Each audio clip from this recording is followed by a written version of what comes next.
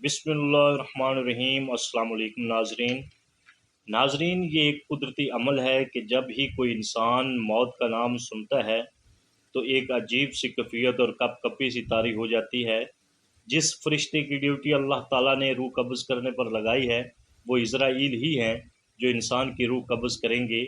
नाजरीन, ये एक दिलचस्प हकीकत है कि अल्लाह ताला ने ये ड्यूटी इज़राइल ही को क्यों दी है, और अल्लाह ताला ने आपको कौन सी ऐसी ताकत अता कर रखी है कि आप एक ही टाइम में करोड़ों जानों को कब्ज़ कर लेते हैं।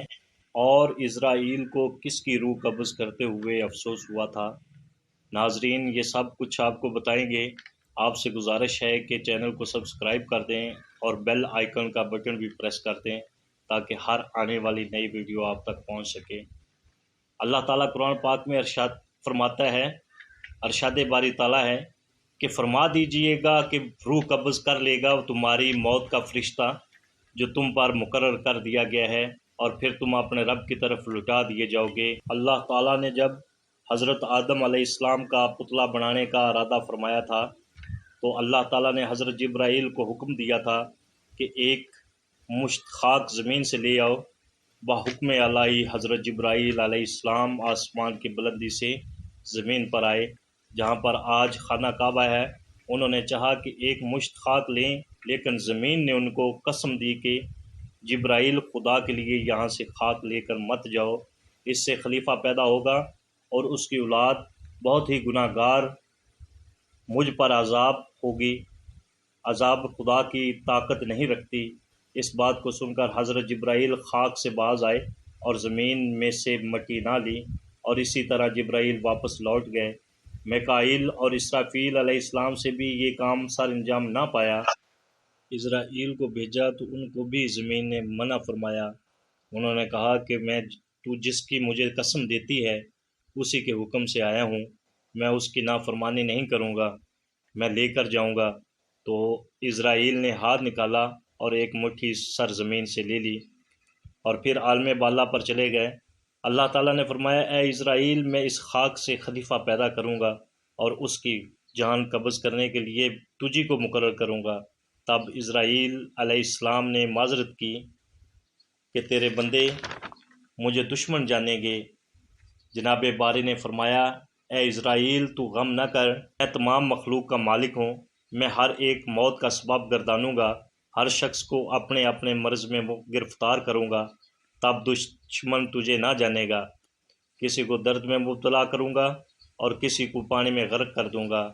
हज़रत इज़राइल की शक्ल मोमिन की रूह कब्ज़ करते वक़्त और होती है और मुशरक और काफिर की रूह कब्ज़ करते वक़्त और आपकी शक्ल होती है। अल्लाह ताला से दुआ है कि हमें मौत की तैयारी की तौफीक अता फ़रमाए ताकि हमारी रूह आसानी से कब्ज़ हो जाए और हमें इज़राइल की वो शक्ल व सूरत देखने को मिले जो मोमिन के लिए होती है। आखिर में आपको हज़रत इज़राइल अलैहिस्सलाम की बारगाह रसालत सल्लल्लाहु अलैहि वसल्लम में हाज़िरी का वाक़या सुनाते हैं। रवायात में आता है कि अल्लाह ताला ने मलकुल मौत की तरफ वही फरमाई कि मेरे हबीब और महबूब हज़रत मोहम्मद मुस्तफ़ा सल्लल्लाहु अलैहि वसल्लम की तरफ चले जाओ और इंतहाई खूबसूरत शक्ल इख्तियार करके हाज़िरी देना और आपकी रूह कब्ज़ करने में बहुत ज़्यादा नरमी से काम लेना।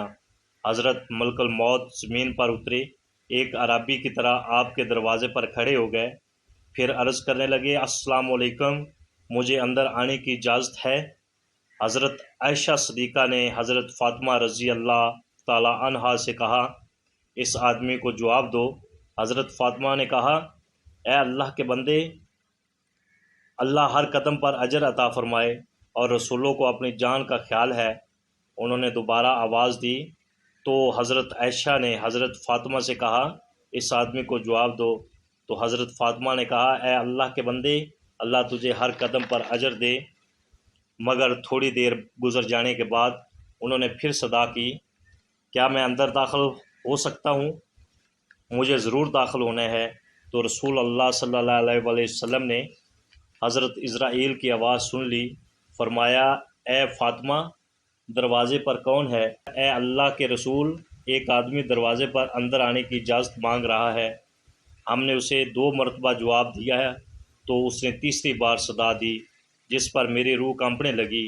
رسول اللہ صلی اللہ علیہ وآلہ وسلم نے فرمایا، اے فاطمہ، تو جانتی ہے کہ دروازے پر کون ہے؟ یہ دوستوں کو ختم کرنے والا ہے، یہ عورتوں کو بیوہ کرنے والا ہے، بچوں کو یتیم کرنے والا، اور گھروں کو بے آباد اور قبروں کو آباد کرنے والا ہے، یہ ملک الموت ہے۔ پھر فرمایا، اے ملک الموت، اللہ آپ پر رحم فرمائے، داخل ہو جاؤ۔ بس ملک الموت حضرت محمد صلی اللہ علیہ وآلہ وسلم کی بارگاہ رسالت میں داخل ہو گئے۔ فرمایا، ملک الموت، تم صرف میری زیارت کے لیے آئے ہو یا میری جان لینے کے لیے؟ اس نے کہا کہ دونوں کام کرنے کے لیے آپ کے پاس آئے ہوں۔ مجھے اللہ تعالیٰ نے حکم دیا ہے کہ میں آپ کی اجازت کے بغیر گھر میں داخل نہ ہوں اور آپ کی روح آپ کی اجازت کے بغیر نہ لوں۔ آپ اجازت دیں تو ٹھیک ہے، ورنہ اپنے رب کی طرف لوٹ جاؤں گا۔ یہ شان میرے محبوب خدا صلی اللہ علیہ وآلہ وسلم کی، ان کے جسم انور سے روح قبض کرنا تو درکنار، ان کی اجازت کے بغیر ان کے گھر میں داخل نہیں ہو سکتے۔